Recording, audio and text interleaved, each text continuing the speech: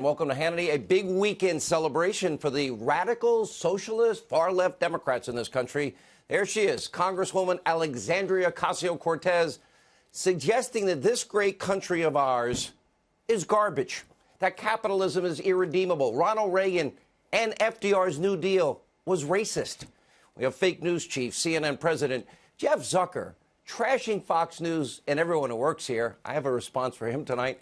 Also, known liar Adam, shifty, cowardly Schiff. He sent his supporters out a letter, a desperate plea for help, begging for money, using my name, trying to raise money on my name because we dared to call him out. We will call him out again tonight. And stay tuned because we'll cover this very important Hannity watch on the sad state of this Democratic Party. It's also a dangerous state.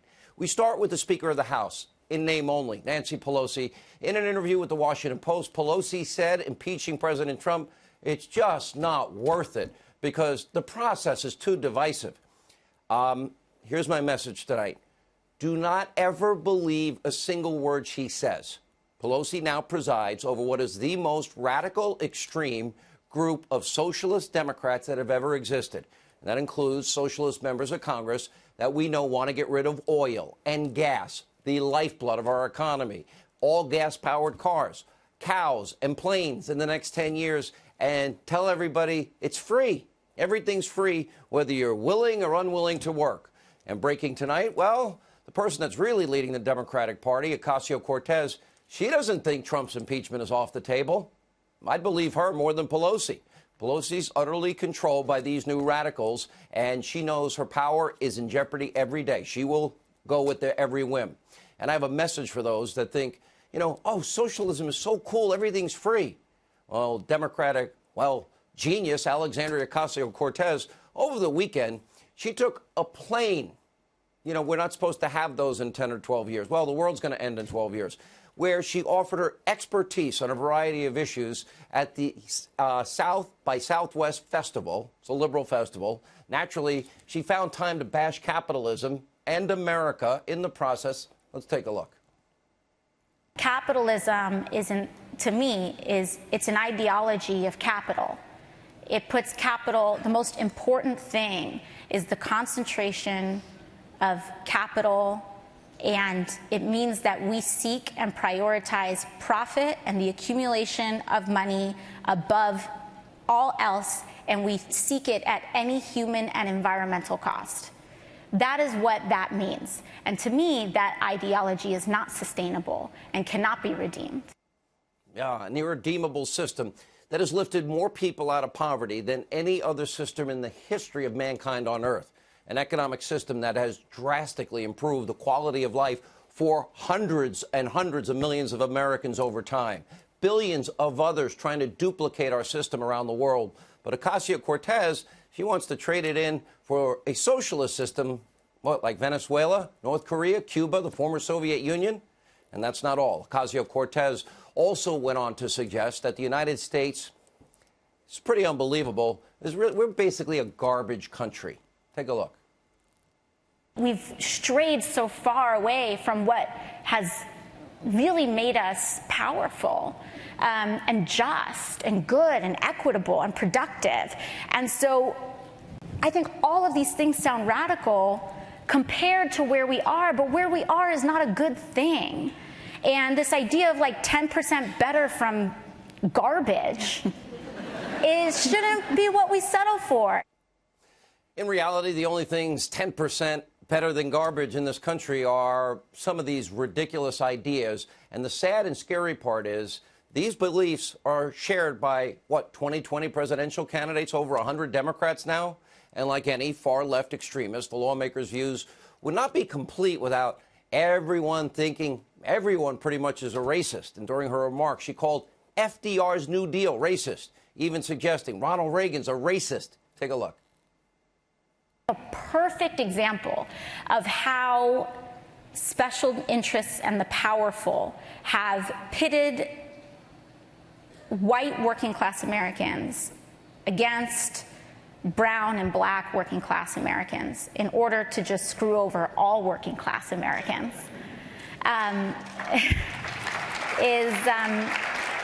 is Reaganism in the 80s when he started talking about welfare queens. Because this one specific group of people that you were already kind of subconsciously primed to resent, you give them a different reason that's not explicit racism, but still rooted in a racist caricature.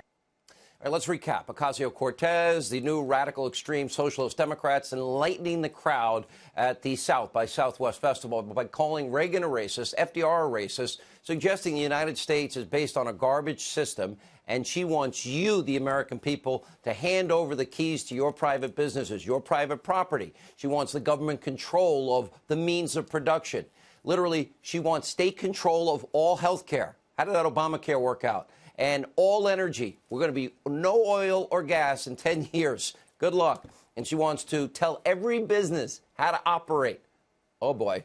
And according to her, her government knows best. Not you, not we, not the American people, not the people who risk, reward, incentive, and create goods and services that make our lives easier and better, that people want, need, and desire.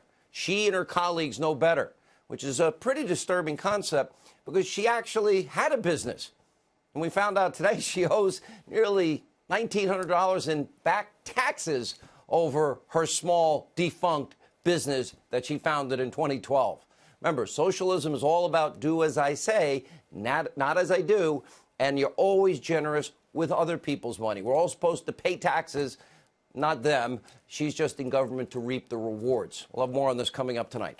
First, I want to turn our focus to the arm of the Democratic Party, and that, of course, is fake news all over the place, but in this particular case, fake news CNN.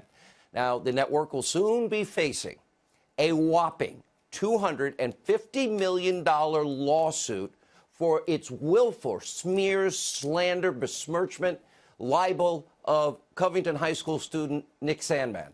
I'm going to make a prediction. CNN is going to lose a fortune. You know Attorney Linwood. He's been on this show. He will crush them. Their public vilification of a young 16-year-old high school student who did nothing wrong, showed incredible grace under pressure, was nothing short of a disgrace. His life will never be the same. But their rush to judgment wasn't just immediate. Went on for more than 2 days.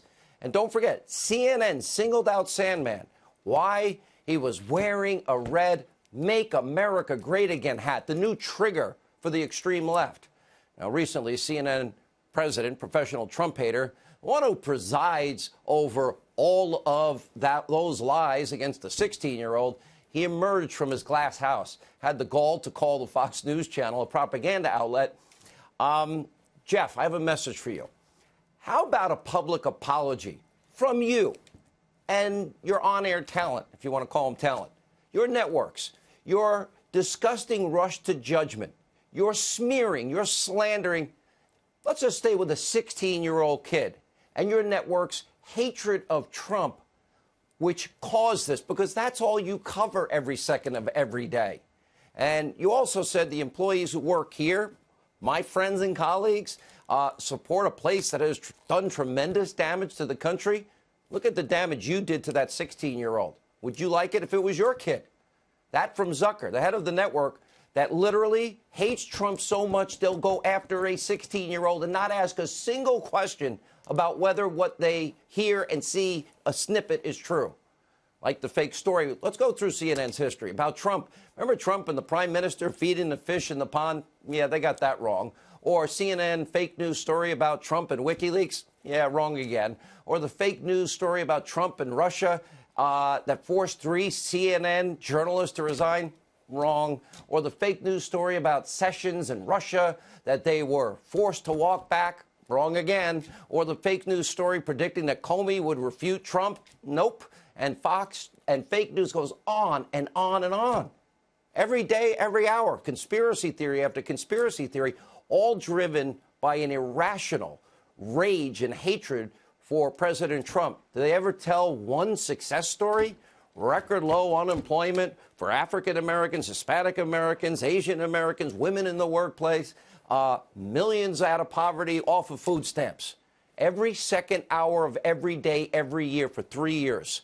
Now, sadly, this hatred, it's only the tip of the iceberg. Journalism's dead. their anti-Trump obsessive coverage, it's impossible to watch, which is probably why so few Americans actually watch. All right, we've got the video proof. As Warner Wolf used to say, let's go to the videotape.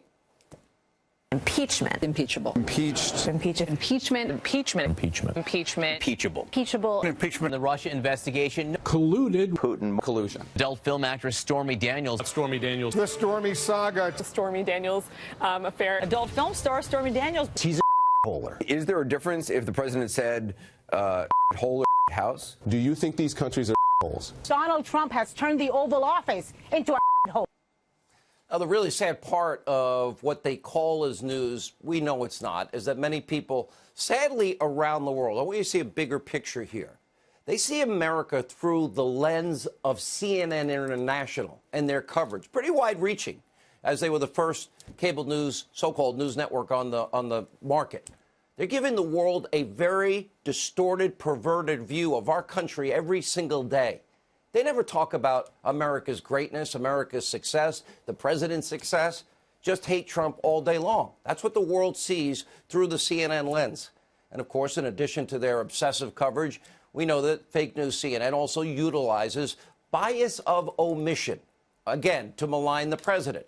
Look at this study from Newsbusters. CNN's Wolf Blitzer, the Situation Room, frequently promoted the congressional Democrats' frivolous and wrong investigations into the president. Last week, Blitzer found time to ask 86 uncritical questions about the investigation, while asking only 3 that challenged the never-ending inquiries, in spite of all of the news we had last week. If Zucker really wants to see propaganda, just look at your own network, because that's all you are. And while Zucker and his fake news minions are busy hating all things Trump all the time, they also continue to provide 24/7 cover for the collusion conspiracy theorist Adam Schiff. And we change gears. Adam Schiff sent out a fundraising letter this weekend. Literally his team, Team Adam, they're begging, they're pleading for help, all because of this show, and that we dared to tell the truth and call out his constant lying and leaking. In a new fundraiser ploy, there's Adam, well, we call him the cowardly Schiff, because he won't come on the program.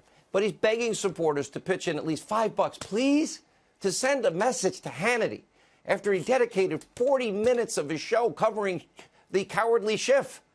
And add to the quote, trust us, Adam isn't about to back down because of Sean Hannity. Best part of all this is cowardly Schiff, we've offered him the full hour, even after liberal Bill Maher told him to do it. Congressman, I'll give you 3 hours, too, of my radio show on 610 of the best radio stations in the country. So you clearly watch the show. You're now using my show to beg for money from your adoring fans. Come on the program. I'll give you the full hour, 3 hours of my radio show. I will point out every single lie, every piece of propaganda, misinformation that you have been peddling for 2 straight years.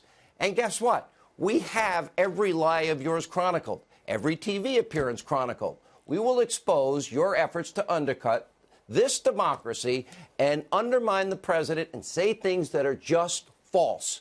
Like reportedly sending staff, let's see, why did your staff meet with Michael Cohen for 10 hours before his recent testimony? Well, that doesn't sound, that's not witness tampering, is it? Doesn't that sound a little bit like collusion? And of course, that's nothing for Schiff, because he's the one guy we have on tape, really colluding with the Russians so that he can impact the electoral process in this country. It's amazing this is on tape. Will somebody please send this to Robert Mueller? Maybe he missed it. Take a look.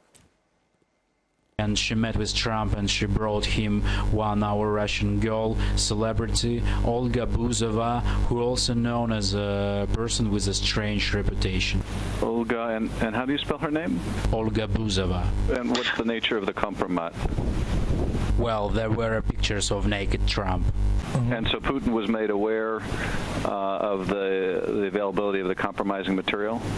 Yes, of course. Thank you very much. We will be back in touch with you through our staff to make arrangements to obtain these materials for our committee and for the FBI, and I appreciate you reaching out to us. Naked Trump pictures? And Vladimir knows about it? By the way, he got set up, but he thought he was talking to a real Russian. Just like kind of Obama didn't know his mic was hot.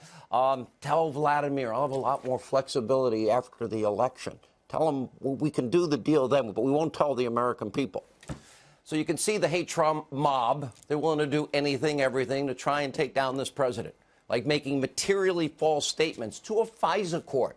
We're now getting all the confirmation. I told you it was coming, tick-tock, of what the Hill's John Solomon reported months ago surrounding the Dirty Steele dossier. According to newly released testimony, Bruce Orr warned the top FBI brass, yes, Christopher Steele hated the president, that the dossier was tainted with an anti-Trump bias, that it was never verified, it was never corroborated. Now, you got to give Steele some credit because he managed to get paid by a Russian oligarch, the FBI, Hillary Clinton's campaign, and the DNC, all for the same dossier that he doesn't even stand by himself. Pretty amazing job if you can get it. Now, in the 2016 FISA application against Carter Page, it reads, quote, the FBI is unaware of any derogatory information pertaining to Christopher Steele. Lie. It gives us some of the most damning evidence yet. The top officials inside, upper echelon, not rank and file. The FBI, DOJ, they made materially false statements to the FISA court. They purposely withheld information. They committed a conspiracy, a fraud against an American citizen, denying that citizen of their constitutional rights, all to get an opportunity to spy on the Trump campaign through an associate. At the height of the 2016 election, then they leaked all the lies to you, we the people, so that it would influence your vote. Russian paid-for lies to influence the vote. Let not your heart be troubled. Tonight, my sources are again confirming to me that those who broke the law, those that abused power, they are going to be held accountable. So far, we've not been wrong.